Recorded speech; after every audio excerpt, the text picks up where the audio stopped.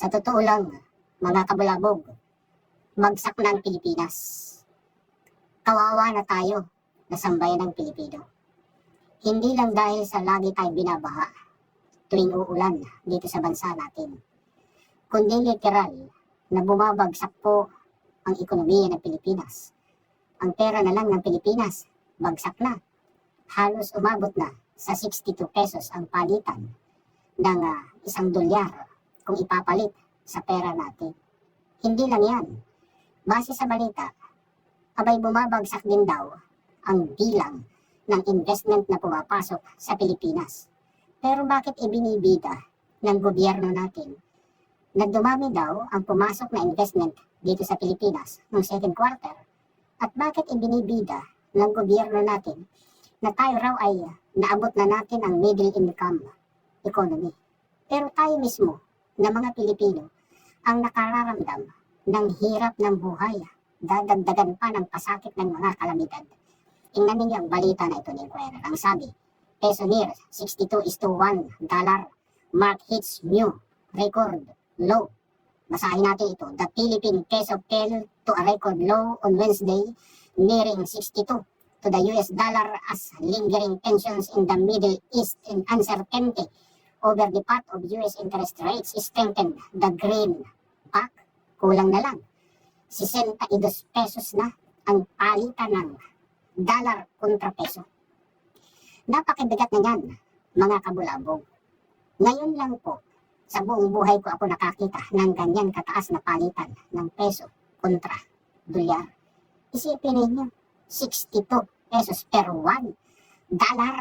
The local currency weakened to an intraday low of 61.9995 pa nga. 61.995 during morning trading before pairing losses to close at 61.815. Kita ninyo, grabe na ang nangyayari sa bansa natin.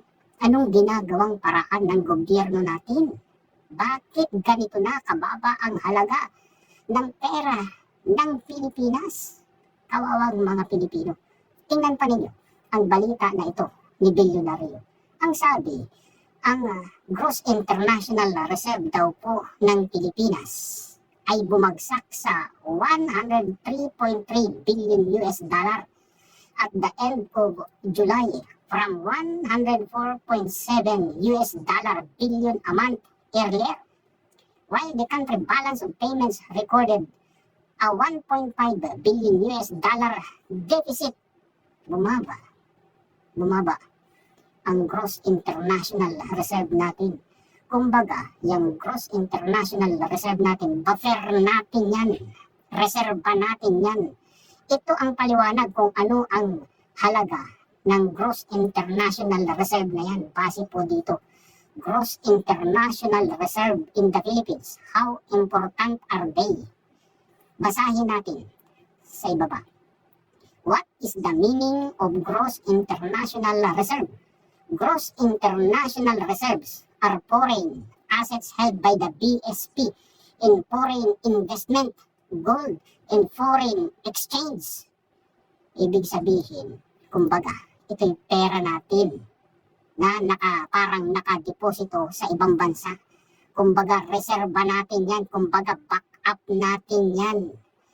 These are also supplemented by claims to the International Monetary Fund as a reserve position in the fund in special drawing rights. Meron pa dito sa ibaba na binabanggit. Tingnan natin ito. Being the lender of last resort, the BSP holds international reserves for the foreign exchange requirements of the country in the case the supply of foreign exchange from local commercial banks falls short of the total demand. Kumbaga, yung gross international reserve ng Pilipinas, reserbang asset, reserbang pera ng Pilipinas na pwede natin ipambayad sa mga ini-import natin, halimbawa na mga produkto.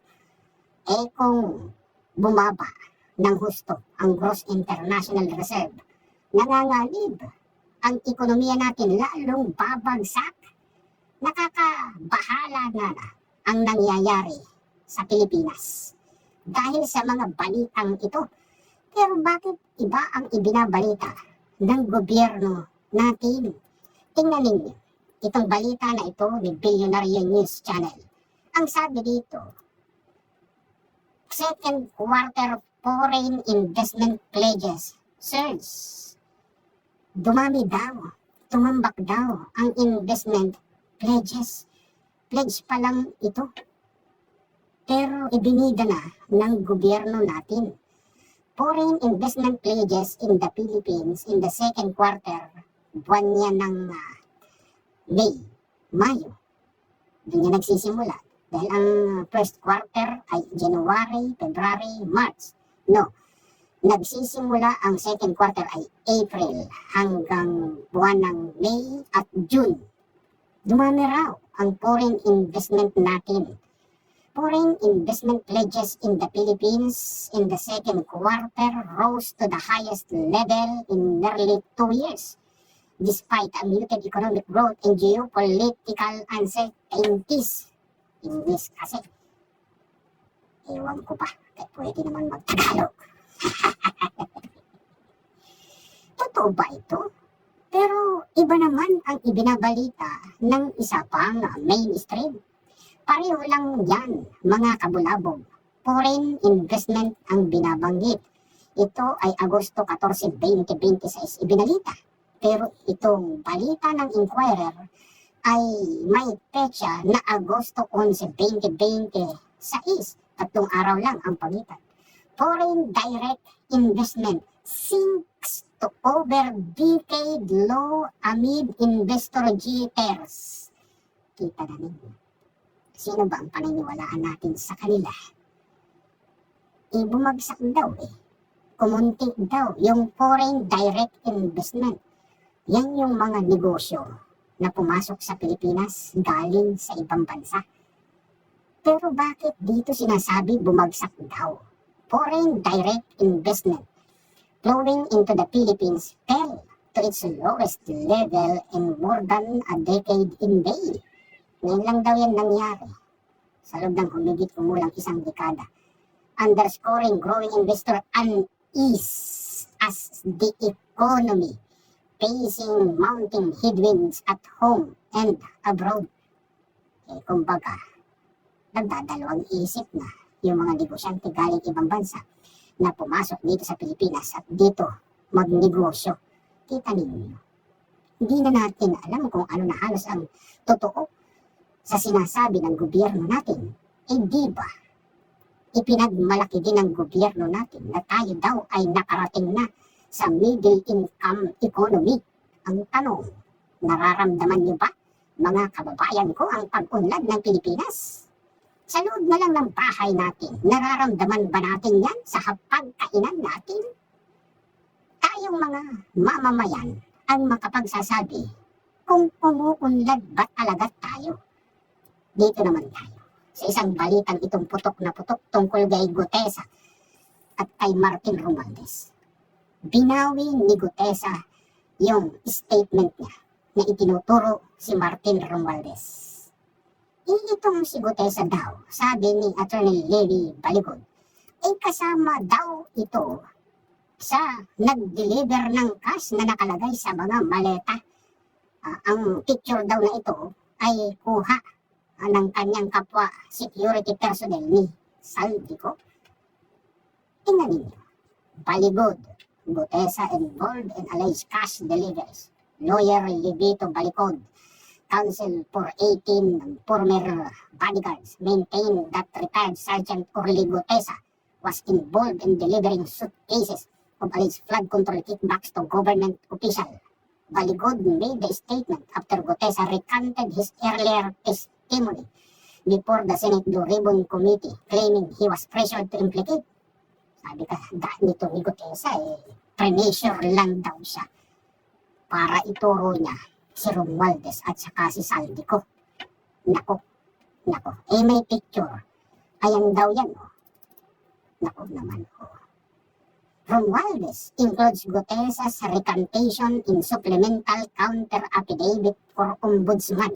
Nagkataon lang ba ito na kung kailan binawi na ni Orly Gutesa yung statement niya ay saka naman nag-file ng supplemental counter affidavit sa Ombudsman si Romualdez.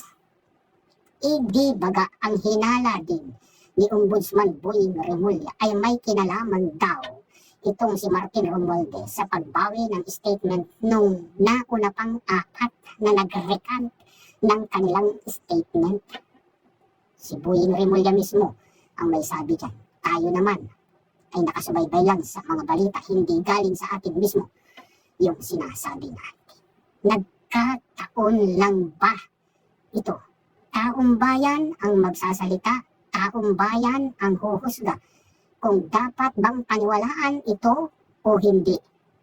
Tingnan nyo naman ang sinabi ni Attorney Rowena Guanzon dahil idinamay nga siya. Sinungaling ka, Gutesa. Why will I even have anything to do with a low life like you? I am not a consultant of Senator Marcoleta and I don't practice law anymore. You lying. Mga kabulabog, mga kababayan ko.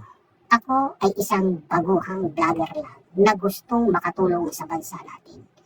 Isa rin akong Pilipino na nagmamalasakit sa bansa natin. Kung hindi naman mabigat sa inyo, kung pwede, pakisuportahan ninyo ako. Pakisubscribe din po ang YouTube channel ko, The Bulabog PH. Maraming salamat po sa inyo.